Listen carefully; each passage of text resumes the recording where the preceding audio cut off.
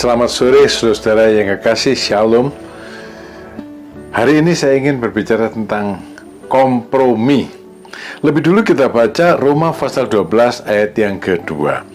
Janganlah kamu menjadi serupa dengan dunia ini, tetapi berubahlah oleh pembaharuan budimu, sehingga kamu dapat membedakan manakah kehendak Allah, apa yang baik, yang berkenan kepada Allah, dan yang sempurna. Saudara, kompromi. Siapa di antara kita yang tidak pernah kompromi? Saya pikir, saudara-saudara, untuk hidup lebih nyaman, hidup yang lebih mudah, kita itu perlu kompromi. Hari-hari kita melakukan kompromi. Misalnya, saudara ke pasar, saudara beli sesuatu. Kalau di pasar kan pedagangnya menawarkan harga sekian gitu. Lalu kita ngadakan kompromi dengan si pedagang itu, kita tawar dagangannya. Kita tawar, sampai satu saat ketemu harga yang cocok antara pedagang dan kita. Itu kan harga kompromi. Ya, pedagangnya rela mengurangi keuntungannya, kita rela memberikan keuntungan kepada pedagang. Ketemu win-win solution, kita pernah mendengar itu ya. Ya, dalam banyak hal kita perlu kompromi.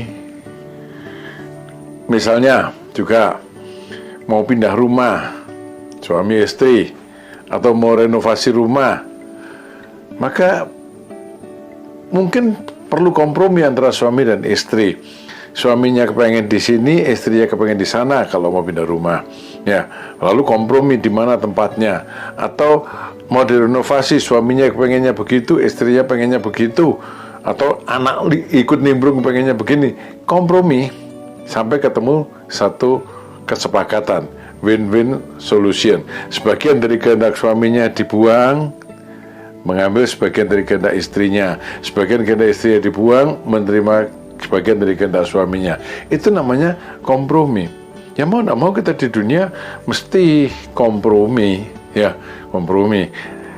Saudara, tidak apa-apa selama masalah yang dikompromikan itu adalah sesuatu yang benar dengan sesuatu yang benar. Karena di dunia ini bisa ada dua kebenaran yang berbeda sama-sama benar, atau ada lebih dari satu kebenaran yang sama-sama benar tapi berbeda-beda gitu ya. Lalu ini bisa dikompromikan untuk mencapai satu kesepakatan. Tapi kalau kompromi itu adalah tentang yang benar dan yang salah, nah ini yang tidak boleh. Ya, yang salah harus tetap salah, yang benar harus tetap benar. Ya, kita tidak bisa mengkompromikan antara kebenaran dan kesalahan. Kadang-kadang di dunia ini orang mengkompromikan yang benar dan yang salah. Ya, saya sih berpihak sama rakyat kecil, saya sih berpihak pada orang kaya, misalnya begitu ya. Yang satu bilang begitu, yang satu bilang begini. Lalu terjadilah ketimpangan. Ya, terjadilah ketimpangan. Kita tidak berpihak pada yang kecil atau yang besar, tapi kita berpihak pada kebenaran.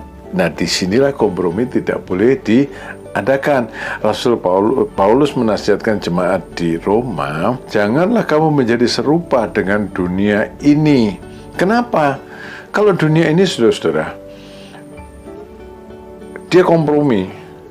Kebenaran dan kesalahan bisa dikompromikan. Ya. Ya, dengan berbagai macam pertimbangan, akhirnya sudahlah, tidak apa-apalah, gitu ya. Dispensasi lah buat dia dikompromikan.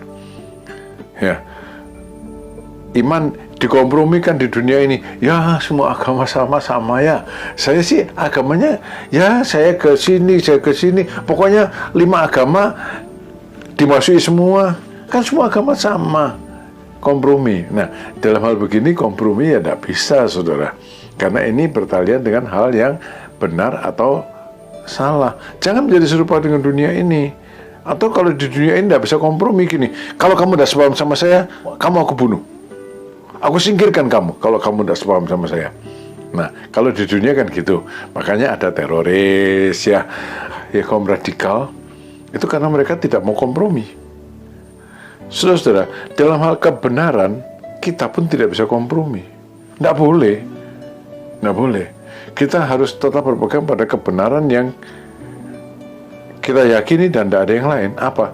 Satu-satunya jalan adalah Yesus Kristus. Ya. Lalu berubahlah sesuai dengan pembaharuan budi dalam Yesus Kristus. Lakukan apa ya? Kita tidak bisa kompromi dengan dunia, tapi tidak boleh sama dengan dunia ini gitu. Jadi bagaimana? Ya, kalau saya sih bilang gini, ya udah, kamu mau pegang itu ya pegang saja, aku pegang ini. Ya, agree to disagree. Ya, tapi tidak perlu menghina. Tidak perlu menghina. Perbedaan ini ya sudah memang berbeda, ya sudah, mau diapa loh. Ya, tidak perlu menghina. Atau kalau bisa bicaralah dengan terbuka. Saudara, bukan berdebat, bicara. Berbicara, berdialog. Saya pernah dulu waktu masih aktif bekerja, saya beberapa kali bisa ada kesempatan berdialog begini dengan orang-orang yang tidak seiman dengan saya, dan tidak pernah bertengkar tuh, nggak pernah bertengkar. Namanya juga berdialog, tidak cari kalah menang. Saya kepengen tahu dia bagaimana, dia kepengen tahu saya bagaimana. Dan beberapa kali setelah dialog itu mereka bilang, iya dok ya, betul ya. Aduh, kalau saja kita seiman, katanya gitu. Ya saya senyum saja. Kalau saya betul mau seiman, ya seimanlah dengan saya, kan gitu. Namanya dia ngaku bahwa ini betul. Saudara, biarlah keputusan ada sama dia. Kita bisa berdialog tanpa menyepelekan orang. Kita bisa berdialog tanpa berkompromi. Rasul Petrus bilang, kalau kamu dimintai pertanggungan jawab soal imanmu, kamu berikanlah, tapi dengan sopan, dengan hormat, bukan dengan menghina.